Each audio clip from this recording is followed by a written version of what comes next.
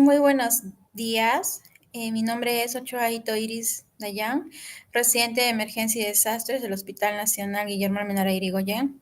En esta oportunidad vamos a hablar sobre las benzodiazepinas, antiepilépticos y vasodilatadores, de los fármacos muy representativos dentro de esta clasificación, ¿no?, de medicamentos. Bien, comencemos. ¿Qué son las benzodiazepinas, no? ¿Para qué sirven? Pues en sí sirven para tratar la ansiedad, pero no únicamente para ello, ¿no? También sirven para la anestesia, para la inducción y sedación. Lo que hace básicamente es inhibir muchas de nuestras funciones, como vamos a ver a continuación. Dentro de esto tenemos al midazolam, ¿no? Dentro de las benzodiazepinas tenemos una clasificación y aquí, como observan, el midazolam se encuentra dentro del grupo de la acción ultracorta. De por ahí ya nos suena el nombre, ¿no?, de que este medicamento actúa bastante rápido.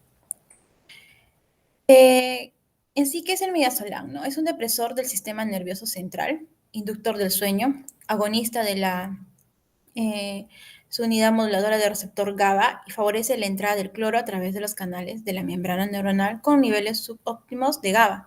El resultado es la inhibición de la transmisión neuronal postsináptica. Dentro del midazolam encontramos la farmacocinética, que nos menciona que es el comienzo de la acción. Es rápido, ¿no? De 2 a 3 minutos, debido a que su liposolubilidad aumenta según va accediendo al torrente sanguíneo, movilizándose rápidamente desde el sistema nervioso central a los tejidos de baja perfusión, durando el efecto máximo de 20 a 30 minutos y decreciendo hasta desaparecer a los 60 minutos. El 96% de este fármaco circula ligado a las proteínas. Es por eso que es bastante liposoluble, ¿no?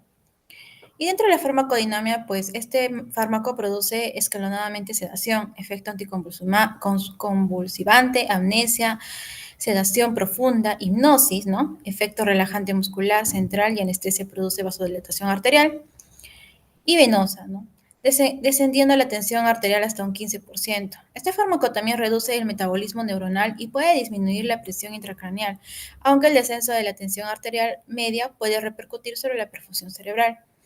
El efecto relajante puede deprimir la actividad muscular de la vía aérea superior y aumentar la presión de dióxido de carbono, y aumenta ligeramente, y puede también caer la saturación de oxígeno, efecto que se resuelve administrando un discreto flujo de oxígeno.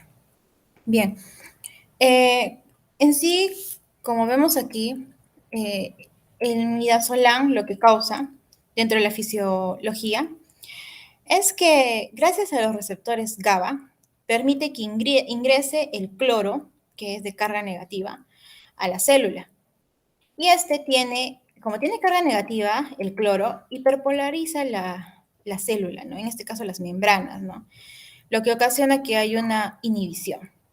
Entonces, hablamos, como vemos en la imagen, la glutamina se convierte en glutamato, el glutamato se convierte en GABA, este se vuelve vesículas, ¿no? Y cuando entra el calcio, se liberan estas vesículas, ¿no? Como vemos ahí, vesículas de GABA. Y es ahí donde entra el cloro, ¿no? Estas vesículas van al receptor GABA, pero es ahí justamente donde entra el receptor, entra el cloro de carga negativa y este inhibe a la neurona. Entonces, si estamos mencionando que el midazolam es un fármaco que nos causa hipnosis, que nos causa sueño, que nos causa sedación, pues básicamente lo que hace este fármaco es inhibir, ¿no? ¿Y dónde actúa? Justamente en el receptor GABA y deprime, ¿no?, todo nuestro sistema, ¿no? Por eso es que nos da sueño, nos sentimos, nos produce anestesia, nos sentimos dolor, ¿no? Entonces, hablamos justamente de que las bases neuroquímicas de la sedación por benzodiazepinas, o sea, los receptores GABA, están situados en la membrana postsináptica a nivel de las neuronas de la corteza cerebral del sistema nervioso central, cerebeloso y sistema límbico. Los receptores del ácido gamma aminobutírico GABA tienen un efecto inhibidor sobre la transmisión neuronal, siendo el GABA el principal neurotransmisor. Esto causa inhibición, como les decía, ¿no? La activación del receptor favorece la apertura del canal de cloro negativo y el paso del ion a la célula, hiperpolarizando, y la membrana postsináptica inhibiendo la transmisión y la actividad neurológica. Es por eso que nos causa esto, ¿no? Nos deprime, ¿no? Nos deprime todo nuestro organismo. Entonces, Eh, el midazolam en sí, como les estaba comentando, pertenece a las benzodiazepinas. Es un agonista de la subunidad moduladora del receptor GABA. Dentro de su farmacocinética, como les había mencionado, es el comienzo de acción rápida, o sea, actúa en minutos, debido a que es muy liposoluble. Dentro de su farmacodinamia depende de las dosis, como les dije, ¿no? Para poder causar ya sea una sedación, una hipnosis. Eh, Aquí a continuación, como vemos, en qué casos está indicado, ¿no? ¿Para qué nos sirve el midazolam? Pues puede servirnos para un estatus epiléptico, pero cabe resaltar que en un estatus epiléptico debemos de controlar, monitorizar, ver la oxigenación, ver la vía, ¿no? Y si es posible algunos exámenes auxiliares, ¿no? También nos sirve para la sedación consciente, ¿no? En el caso, por ejemplo, para poder retirar una muela de juicio. Estamos conscientes, pero bajo ciertas dosis, pues podemos soportar el dolor, ¿no? Que nos pueda causar este procedimiento. También para una crisis de ansiedad, porque obviamente pertenece a las benzodiazepinas. También para el sistema de intubación, ¿no? Rápida, ¿no? Como lo vemos aquí en la imagen. Lo que hacemos es la preparación, la preoxigenación, la premedicación, ¿no? Y posterior viene la sedación hipnosis, ¿no? Que nos causa este fármaco, causando una parálisis, una presión cricoidea. Y aquí ya pues usamos el laringoscopio, ¿no? Y haciendo la debida intubación. También nos sirve para la inducción anestésica, ¿no? Y también nos puede servir para una sedación en las unidades de cuidados intensivos, como les decía, ¿no? Está indicado, porque es un ansiolítico, está indicado para los trastornos de ansiedad, de angustia, fobia social, fobia simple, trastorno obsesivo compulsivo, depresión con ansiedad, abstinencia alcohólica. En otras nos sirve para el insomnio, es un anticonvulsivante y es un relajante muscular, ¿no? Los efectos adversos que nos puede causar este fármaco, ¿no? Pueden ser agudos, como la alergia, la depresión respiratoria, el apnea, la parada respiratoria, parada cardíaca. ¿Esto por qué? Porque justamente estamos hablando de una depresión de todo nuestro organismo. Entonces, causa justamente esto, ¿no? Una depresión respiratoria, una parada cardíaca. Es por eso que los pacientes que son tratados, o mejor dicho, que reciben una administración por este fármaco, el midazolam, deben estar en constante monitoreo, ¿no? Pueden causar una hipotensión, una agitación, convulsiones, temblor, somnolencia, relajación. También pueden causar amnesia, náuseas, vómitos, sequedad de la boca. Y algunos crónicos como la tolerancia o la dependencia, ¿no? A este fármaco. ¿Por qué? Porque es muy relajante. La sedación en pacientes con ventilación mecánica es básicamente de lo que vamos a hablar porque es lo que nosotros estamos en contacto, ¿no? Lo que vemos en nuestro día a día. En sí, este fármaco nos sirve para muchas otras acciones, actúa sobre otras acciones, pero en sí estamos hablando sobre la sedación en pacientes con ventilación mecánica porque es lo que vemos, ¿no? Bueno, en adultos se comienza con una dosis inicial de 0.01 a 0.05 miligramos por kilo, usualmente de 0.5 a 4 miligramos, ¿no? En forma de un bolo. Muchas veces hemos observado que es la manera de administrar el midazolam, ¿no? En bolo lento puede ser también una infusión durante varios minutos. Y lo mejor de todo es que el midazolam, si hemos tenido la oportunidad de estar presentes en una intubación, vemos que se puede administrar consecutivamente, ¿no? Es como que nos dicen, pásele 5 cc de midazolam, luego 2 cc de midazolam, y podemos seguir y seguir y seguir, ¿no? Hasta que nosotros, o hasta que el médico no obtenga la sedación que quiere, ¿no? Para poder realizar su procedimiento. Para mantener esta sedación se perfunden de 1 a 7 miligramos por hora, ¿no? Algunos pacientes pueden necesitar incluso dosis más altas, ¿no? En pacientes con efectos residuales de la anestesia o con tratamientos concomitantes con opioides o sedantes, se utilizan las dosis más bajas.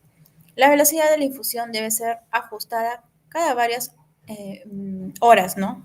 Con incremento de la dosis de un 25 a 50%. Una vez alcanzado el nivel de sedación deseado, la dosis debe reducirse cada pocas horas en un 10 a 25% hasta encontrar la velocidad de infusión mínima que produzca la sedación deseada. Eso es lo que nosotros queremos llegar a obtener, ¿no? Es por eso que a veces nos indican, administremos 5 cc, administremos 2 cc más, no que todavía el paciente está despierto, licenciado, hay que administrarle otros 2 cc más de midazolam. Entonces, ¿por qué? Porque este fármaco, como ya lo mencioné, tiene una acción muy rápida, ¿no? Pero a la vez también tiene una vida media de 1 hora a 3 horas, no dura más. Entonces, y otra cosa que debemos de estar monitorizando a nuestro paciente, ¿no? Porque, como les había dicho, puede causar una depresión respiratoria. Entonces, ¿por qué hacemos este reajuste, ¿no? de administración de fármaco? Porque estamos justamente viendo cuál es la sedación adecuada para nuestro paciente. Y hasta que no obtengamos esa sedación adecuada, no vamos a dejar de seguir administrando, ¿no? Y cuando una vez que lo obtenemos, quizás si de repente hemos exagerado en la administración, pues empecemos a bajar poco a poco la dosis, ¿no? Eso es lo que nos quiere decir, ¿no?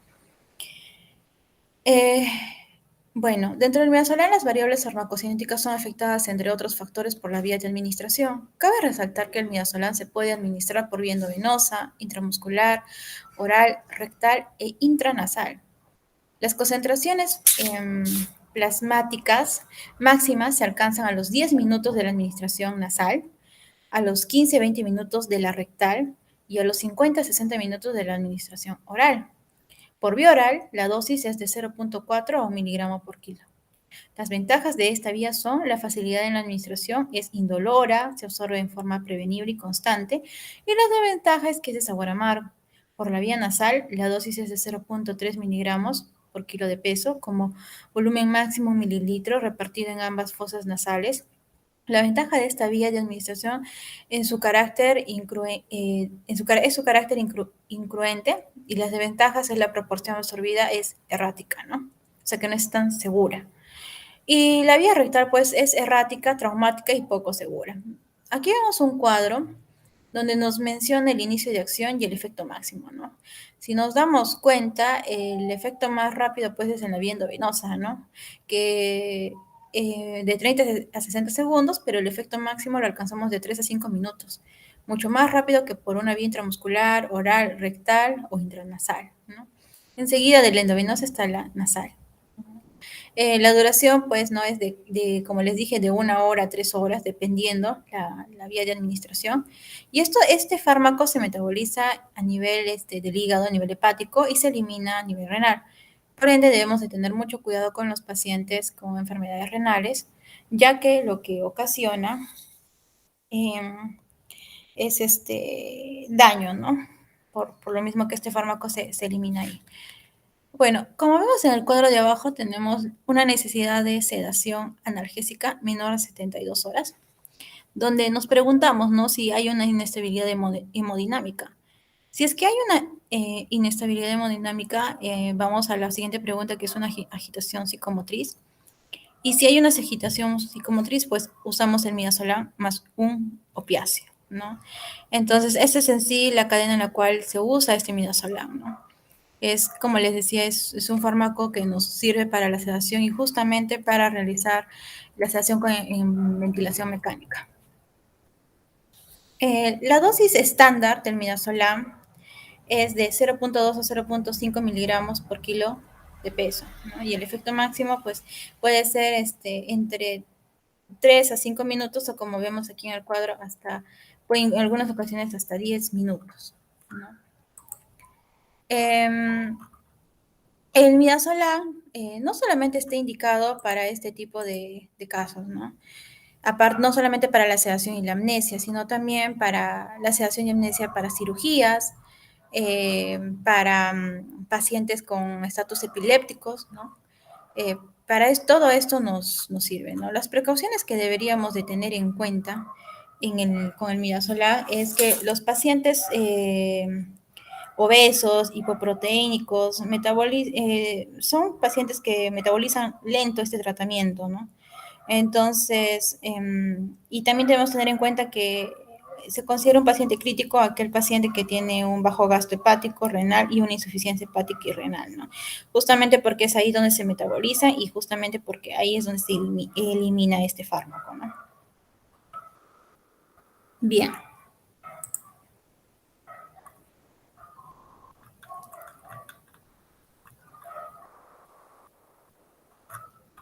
ya, ahora vamos a hablar del diazepam, ¿no? Como vemos aquí, el diazepam también pertenece a las benzodiazepinas y lo encontramos dentro de la clasificación de acción larga, ¿no?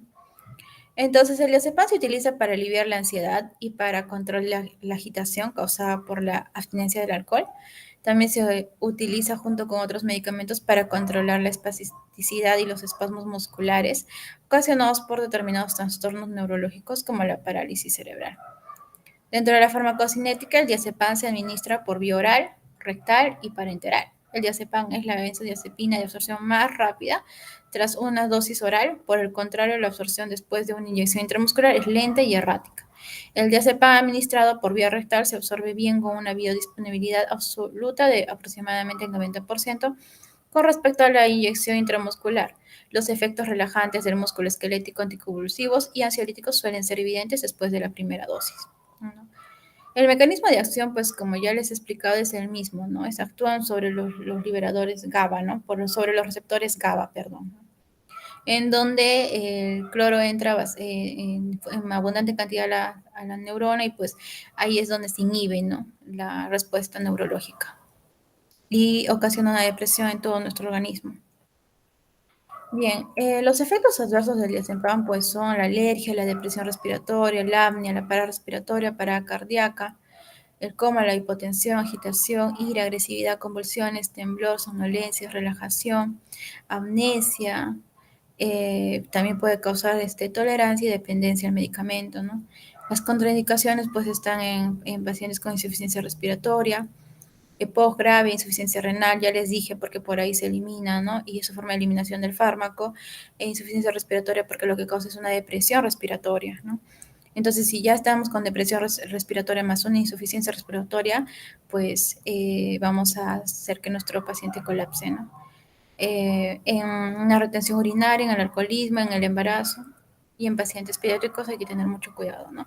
Bien, el diazepam, ¿dónde está indicado, no? Se puede usar para el trastorno de ansiedad, porque es una benzodiazepina, en el síndrome de abstinencia, para las crisis de ansiedad, para la agitación psicosomática, para la epilepsia también puede ser, para el estatus epiléptico, considerando la monitorización, la oxigenación, la vía venosa y los exámenes auxiliares que se pueda requerir, y para el espasmo muscular, ¿no? El diazepam, como anestesia, pues causa una sedación consciente previa a intervenciones terapéuticas estresantes. Ya puede ser en pacientes ginecológicas, obstétricas, y como les dije, en el estado de la conciencia, ¿no? Mm, ya, el diazepam viene en comprimidos, en tabletas, y a la vez viene en ampolla, ¿no? A ver, entonces, la dosis para el diazepam debe ser individualizada en función a la necesidad de cada paciente. Debe iniciarse con la dosis mínima eficaz para el trastorno a tratar. No debe prolongarse el tratamiento más de 2 semanas sin una revisión previa del paciente. El tratamiento no debe suspenderse bruscamente, sino ir reduciéndolo progresivamente. La duración del tratamiento debe ser lo más corto posible y no debe superar los 3 meses, incluyendo el periodo de retiro paulatino. La inyección intravenosa debe realizarse siempre de forma lenta, de 0,5 a 1 mililitro por minuto, pues la administración rápida puede provocar disnea. Eh, Se recomienda mantener al paciente en posición supina por al menos 1 hora después de su administración y se debe tener disponible equipo y material para resucitación. Y cuando se vaya a administrar el diazepam en infusión continua, se sugiere que 2 mililitros de diazepam se mezclen con al menos 100 mililitros de cloruro de sodio y que la solución se utilice inmediatamente. ¿no? Como les decía, estos vienen en comprimidos y en ampollas, ¿no? Esas son las formas registradas de este fármaco, ¿no? Comprimidos de 5 miligramos, de 10 miligramos, solución inyectable de 10 miligramos en 1 mililitro, de 5 miligramos en 1 mililitro, de 10 miligramos en 2 mililitros, ¿no? Que esa es la que más usamos, ¿no? Como les digo, en anestesia, pues se recomienda una premedicación 1 hora antes de la inducción de la anestesia, en adultos de 10 a 20 miligramos intramuscular y en niños de 0.1 a 0.2 miligramos por kilo de peso. Y si se va a hacer una inducción, pues de 0.2 a 0.5 miligramos por kilo de peso endovenosa. Bien, estos dos fármacos, ¿no? ¿En qué momento usarlos, no? Nos preguntamos. Pues el midazolam es de alta potencia, el diazepam intermedia potencia. El inicio de acción del midazolam es intermedio. El inicio de acción del diazepam es rápido. La vida media del midazolam es corta y la vida media del diazepam es larga. Entonces, si se dan cuenta, estos fármacos nos sirven para todos estos casos: hipnótico, ansiolítico, miorelajante, anticonvulsivante y en el caso del uso de emergencia, ¿no? Que es lo que más nos importa. Estos dos fármacos son muy útiles, ¿no? El único que no se usaría en un caso ansiolítico, pues sería el midazolam.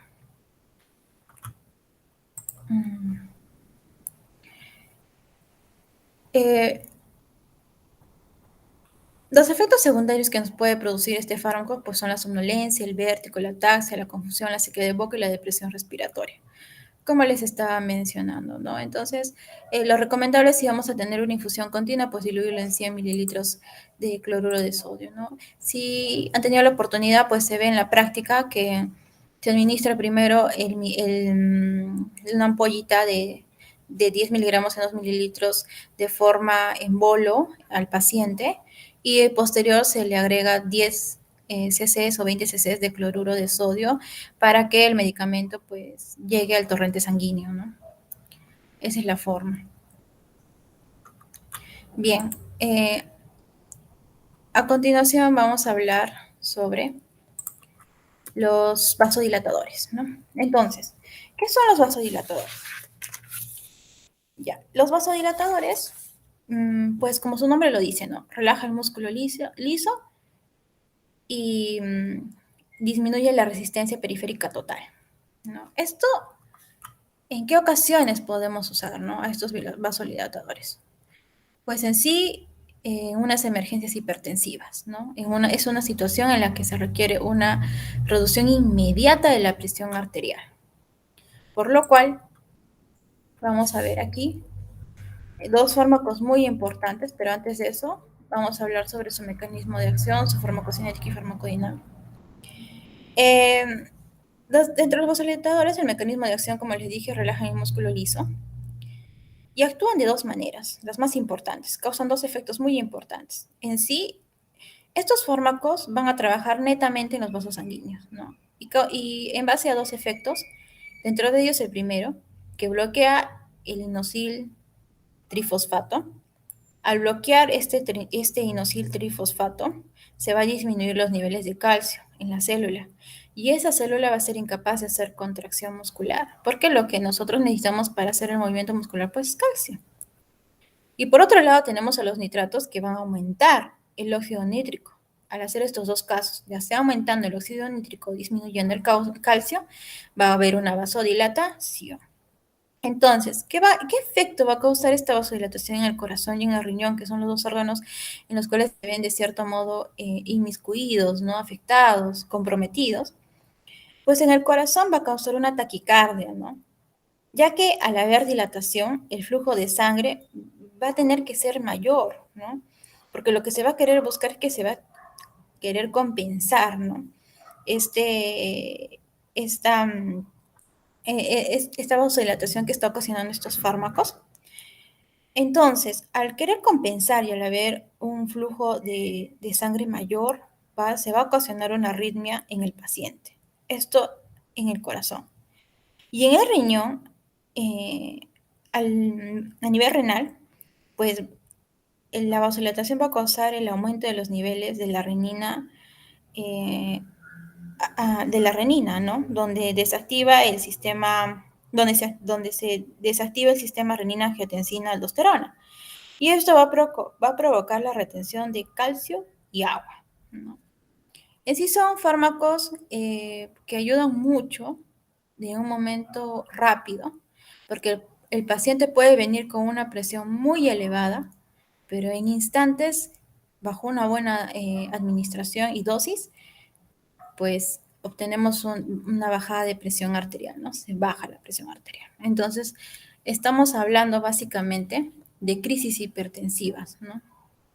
Entonces, vamos a hablar especialmente de dos fármacos. El primero es el nitroprusiato de sodio, que tiene indicaciones terapéuticas en emergencias hipertensivas, hipotensión controlada en anestesia, insuficiencia cardíaca aguda y crónica. Las contraindicaciones pues son hipertensión compensatoria, deficiencia severa de vitamina B12, daño hepático severo, evitar suspensión del tratamiento abruptamente, terminar la infusión en un periodo no menos de 15 a 30 minutos. Puede en daño renal pues evitar cuando es severo y en daño hepático evitar en daño severo. Los efectos adversos pues son frecuentes la hipotensión severa, mareos, palpitaciones, náuseas, conteo de vómitos, cefalea, dolor abdominal, molestias precordial y algunos efectos adversos ocasionales pues la disminución de las plaquetas, flebitis transitorias asociado a altas concentraciones de cianuro, taquicardia, como ya le dije, sudoración, hiperventilación, arritmias, acidosis metabólica, miocitis, confusión, alucinaciones y convulsiones. Bien, debemos tener en cuenta que las advertencias especiales y precauciones del uso, ¿no? Este producto es de uso delicado, que solo debe ser administrado bajo estricta vigilancia médica. Las soluciones de nitroprusiato de sodio son fotosensibles, porque obviamente viene en un frasco oscuro. Es necesario recubrir el frasco en caso de una administración. Mientras se utiliza, se debe mantener la ampolla dentro de la caja hasta su uso. Una vez mezclada la solución, debe administrarse de inmediato y desechar el sobrante. Conservar en un lugar fresco. No se administra si la solución contiene partículas o suspensión o sedimentos y se debe mantener entre 15 a 30 grados Celsius. Se debe monitorear constantemente la presión sanguínea cada 5 minutos al comienzo de la infusión y después cada 15 minutos. La interrupción brusca de la infusión podría producir una hipertensión de rebote. Para la administración de este medicamento se debe diluir en dextrosa al 5%. El nitroprusiato de sodio reacciona con una amplia variedad de sustancias orgánicas e inorgánicas, por lo que recomienda que no se debe mezclar con otro fármaco. El uso simultáneo de dobutamina con nitroprusiato puede dar lugar a un gasto cardíaco mayor, es un ejemplo, ¿no? Y a una menor presión pulmonar. Se inicia rápidamente su acción, por lo que se debe administrar en forma de infusión, o sea, gota a gota, ¿no? De preferencia de infusión continua, ¿no? Y regular la velocidad de entrada de la solución con el fin de lograr una disminución gradual de la presión sanguínea hasta el nivel deseado. Eso es lo que buscamos, ¿no? Que si nuestro paciente vino con una presión de 210 sobre 110, por ejemplo, entonces lo que básicamente tenemos que hacer es bajar esta presión, ¿no? Pero no lo vamos a hacer de una manera abrupta, ¿no? Tenemos que hacerlo poco a poco. Es por eso que es muy importante la dosis y la vía de administración, ¿no? La forma de administración. Entonces, la dosificación para el nitroprusiato de sodio se ajustará en cada caso por parte del médico, ¿no? Obviamente, y de acuerdo con el efecto hipotensor deseado, la dosis promedio del nitroprusiato es de 0.5 a 8 miligramos por kilo por minuto, y la instalación del tratamiento antihipertensivo oral, bueno, también oral, que se debería hacer lo más pronto posible, ¿no? En este cuadro tenemos, por ejemplo, el nitroprusiato viene 50 miligramos, ¿no? Es una solución en polvo que se tiene que diluir, ¿no? Y acá nos dice en dextrosa, ¿no? Glucosa al 5%. Entonces, la cantidad de sustancias que viene es de 50 miligramos en un mililitro. Puede ser una gota, ¿no? Y un mililitro es igual a una gota y una gota es igual a una microgota, ¿no? Es lo que nos muestra en este cuadro. Entonces, 50 miligramos viene en un mililitro. Entonces, estos 50 miligramos vienen a ser 3 gotas y estas 3 gotas vienen a ser una microgota, ¿no? Eso si es que lo diluimos en 1000 mililitros de glucosa, ¿no? Si lo diluimos en 500 mililitros de glucosa, pues sería 100 miligramos en un mililitro, 6 sería 6 gotas, ¿no? 6 miligramos en una gota y 2 miligramos en una microgota, ¿no? Y así sucesivamente. Para reconstruir el contenido del frasco ampolla, el nitroprusiato de sodio con el diluyente se debe hacer justamente, como les digo, con la solución de glucosa al 5%. La solución preliminar así obtenida debe ser diluida en 1000, en 500 o en 250 de glucosa. La solución para infusión debe ser protegida, como les dije, de la luz y usada inmediatamente. Cualquier solución remanente luego del término de infusión debe ser desconsiderada, así como toda solución que tenga alguna alteración, ¿no? Ya. Eh, Como les dije, este medicamento debe ir solo, ¿no? No puede ir mezclado con otro medicamento, ¿no? En pacientes bajo anestesia o que están recibiendo concomitantemente medicación antihipertensiva, ¿no? Ya sea una posología general o están en tratamiento antihipertensivo, pues se debe administrar en base a su peso, ¿no? Y su peso corporal durante un periodo de 3 horas en general, ¿no? Es lo suficiente para alcanzar un nivel deseado de que se regule la presión arterial elevada, ¿no? Y en una velocidad de infusión de 3 miligramos por kilo de peso corporal. Bien, ahora vamos a hablar de la nitroglicerina, ¿no? Que también pertenece a este grupo de los vasodilatadores, de los fármacos antihipertensivos, ¿no? La crisis hipertensiva constituye un motivo de consulta frecuente en los servicios de urgencia, con una clara tendencia al aumento de su incidencia en los últimos años. En algunas ocasiones puede llegar a constituir un aumento de emergencia médica, ¿no? De 210 sobre 120 milímetros de mercurio. Bien. Como vemos, en emergencias hipertensivas, en ella la elevación tensional se acompaña de alteraciones en los órganos más importantes como son el corazón, el cerebro y el riñón, de forma aguda, de modo que conlleva un compromiso vital inmediato y por tanto obliga a un descenso de las fibras tensionales de plazo máximo.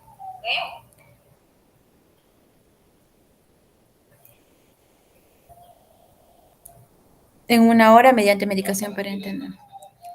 La nitroglicerina es un agente vasodilatador directo, predominantemente venoso, que también produce vasodilatación coronaria a elevadas dosis.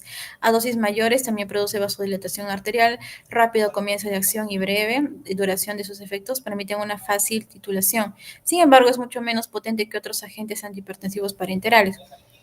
Es especialmente útil en pacientes hipertensos con posible isquemia miocárdica, reducir las demandas de oxígeno a través de la reducción de la precarga y poscarga, a través del aumento de la oferta de oxígeno al miocardio y a través de la dilatación de las arterias coronarias. También puede estar indicada en la hipertensión perioperatoria. Dentro de los efectos colaterales, cabe citar cefaleas, náuseas, bradicardia, descenso de la presión arterial, raramente eh, metahemoglobinemia y su uso prolongado puede provocar taquifilaxia, ¿no? Bien, la nitroglicerina, pues, perdón. Ya, la nitroglicerina pues funciona como un dilatador potente, ¿no? Del músculo liso vascular, conduciendo a una disminución de la precarga cardíaca. Su presentación es de una ampolla de 5 miligramos en 5 mililitros y 50 miligramos en 10 mililitros. La infusión se prepara con 25 miligramos en 250 mililitros de una solución glucosada al 5%. O sea, nuevamente usamos la dextrosa, ¿no? En este cuadro de aquí abajo vemos que el nitroprusiato de sodio, pues, su vía de administración y su dosis, ¿no? Es de 0.25 a 10 miligramos por kilo por minuto en una perfusión continua, que es lo que se usa, y su acción de inicio, pues, es instantánea y su duración es de 1 a 2 minutos, ¿no? Los efectos secundarios, como ya les dije, náuseas, vómitos, calambres, acidosis, intoxicación, y las contraindicaciones, pues, que tener precaución en la hipertensión intracraneal, ¿no? Indicaciones especiales, pues la mayoría de estos fármacos se usan en emergencias hipertensivas, ¿no? Y la nitroglicerina de 5 a 100 miligramos por minuto en perfusión continua, un inicio de 2 a 5 minutos, y una duración de 5 a 15 minutos. Igualmente se utiliza en una isquemia coronaria, ¿no? Es la indicación especial. Bien, este nitroprusiato de sodio como ya les dije, sus contraindicaciones y sus efectos adversos, ¿no? Bien, los antiepilépticos, ¿no? Bueno, bien, vamos a hablar sobre la fenitoína.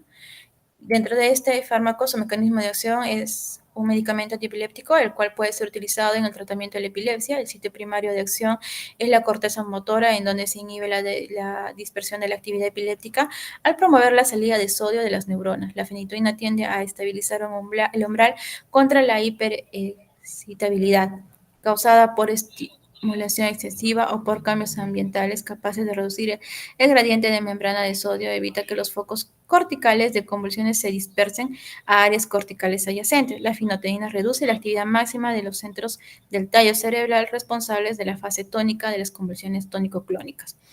A concentraciones terapéuticas, la fenitoína no tiene efectos sobre el nodo sinusal normal. Las concentraciones tóxicas causan una moderada disminución de la frecuencia cardíaca. Su farmacocinética, como vemos, la fenitoína se administra por vía oral y parenteral. En ambas formas, la fenitoína se puede presentar como ácido o como sal sódica, debiéndose tener en cuenta que la sal sódica contiene un 8% de fármaco inactivo, ¿no? De modo que al pasar de un lado al otro hay que reajustar la dosis. Si al pasar la sal sódica al ácido no se redujera la dosis en un 8%, podría reducir su toxicidad, ¿no? Por lo general, este fármaco tiene una biodisponibilidad de un 90 a 100%. Si bien la absorción varía según las diferentes formulaciones, en general la absorción es lenta debido a la baja solubilidad de la fenitoína.